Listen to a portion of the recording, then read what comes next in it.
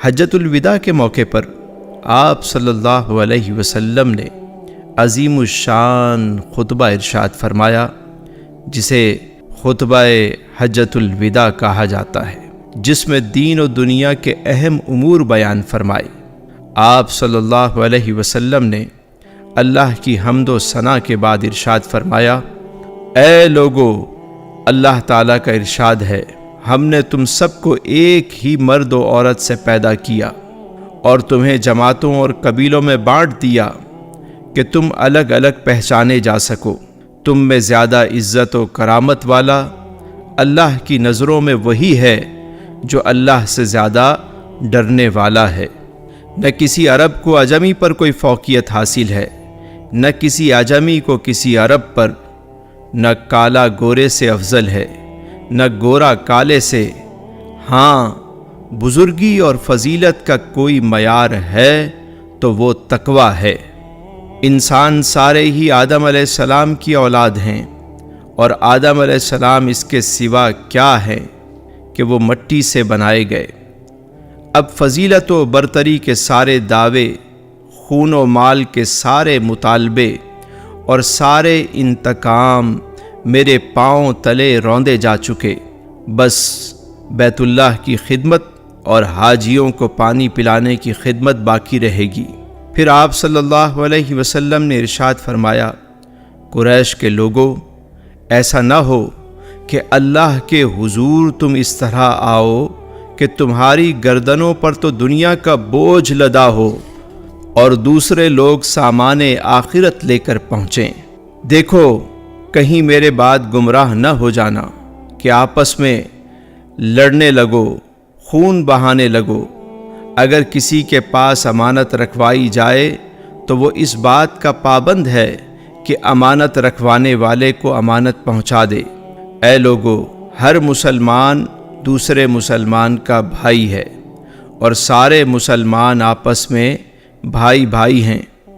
اپنے غلاموں کا خیال رکھو، ہاں، غلاموں کا خیال رکھو، انہیں وہی کھلاؤ جو خود کھاتے ہو، ایسا ہی پہناؤ جیسا تم پہنتے ہو۔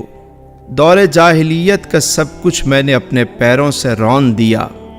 زمانہ جاہلیت کے خون کے سارے انتقام اب کل عدم ہیں۔ پہلا انتقام جسے میں کل عدم قرار دیتا ہوں میرے اپنے خاندان کا ہے۔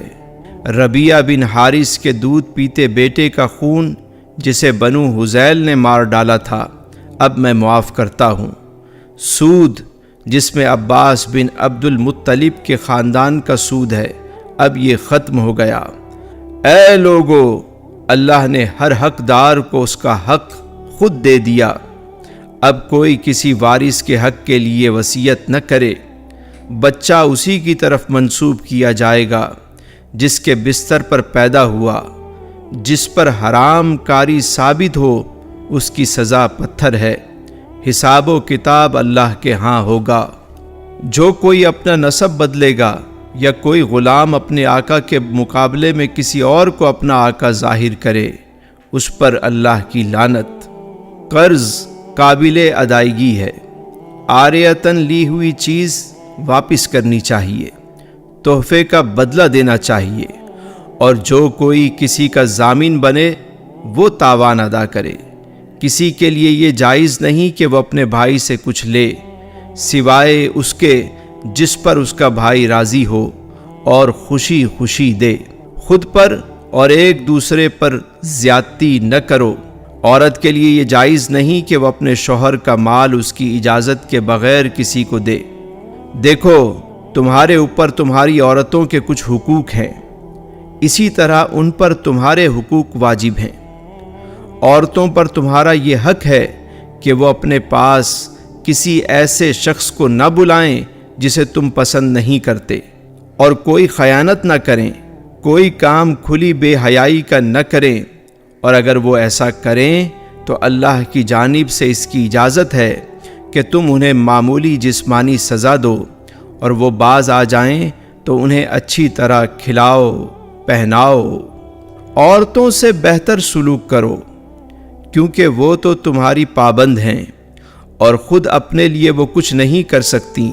چنانچہ ان کے بارے میں اللہ کا لحاظ رکھو کہ تم نے انہیں اللہ کے نام پر حاصل کیا اور اسی کے نام پر وہ تمہارے لیے حلال ہوئیں۔ اے لوگو، میری بات سمجھ لو، میں نے حق کے تبلیغ ادا کر دیا۔ میں تمہارے درمیان دو چیزیں چھوڑے جا رہا ہوں، اگر تم انہیں تھامے رہو گے کبھی گمراہ نہ ہو سکو گے۔ ایک اللہ کی کتاب اور دوسری میری سنت۔ اور ہاں دیکھو، دینی معاملے میں غلو سے بچنا کہ تم سے پہلے لوگ انہی باتوں کے سبب ہلاک کر دیے گئے۔ شیطان کو اس بات کی کوئی توقع نہیں رہ گئی کہ اب اس کی اس شہر میں عبادت کی جائے گی، لیکن اس کا امکان ہے کہ ایسے معاملات میں جنہیں تم کم اہمیت دیتے ہو اس کی بات مان لی جائے، اور وہ اسی پر راضی ہے۔ اس لیے تم اس سے اپنے دین و ایمان کی حفاظت کرنا۔ اے لوگو، اپنے رب کی عبادت کرو، 5 وقت کی نماز ادا کرو، رمضان میں مہینے بھر کے روزے رکھو، اور اپنے مالوں کی زکوٰۃ خوش دلی کے ساتھ دیتے رہو۔ اپنے اللہ کے گھر کا حج کرو اور اپنے اہل امر کی اطاعت کرو، تو تم اپنے رب کی جنت میں داخل ہو جاؤ گے۔ اب مجرم خود ہی اپنے جرم کا ذمہ دار ہوگا، اور اب نہ باپ کے بدلے بیٹا پکڑا جائے گا، نہ بیٹے کا بدلہ باپ سے لیا جائے گا۔ سنو، جو لوگ یہاں موجود ہیں انہیں چاہیے کہ یہ احکام اور یہ باتیں ان لوگوں کو بتا دیں جو یہاں نہیں ہیں۔ ہو سکتا ہے کہ کوئی غیر موجود تم سے زیادہ سمجھنے اور محفوظ رکھنے والا ہو۔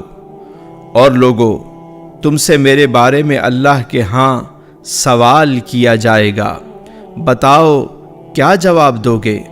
انہوں نے جواب دیا کہ ہم اس بات کی شہادت دیں گے کہ آپ صلی اللہ علیہ وآلہ وسلم نے امانت پہنچا دی، اور آپ صلی اللہ علیہ وآلہ وسلم نے حق کے رسالت ادا فرما دیا اور ہماری خیر خواہی فرمائی۔ یہ سن کر آپ صلی اللہ علیہ وسلم نے اپنی انگشت مبارک آسمان کی جانب اٹھائی اور لوگوں کی جانب اشارہ کرتے ہوئے 3 مرتبہ ارشاد فرمایا، اے اللہ گواہ رہنا، اے اللہ گواہ رہنا، اے اللہ گواہ رہنا۔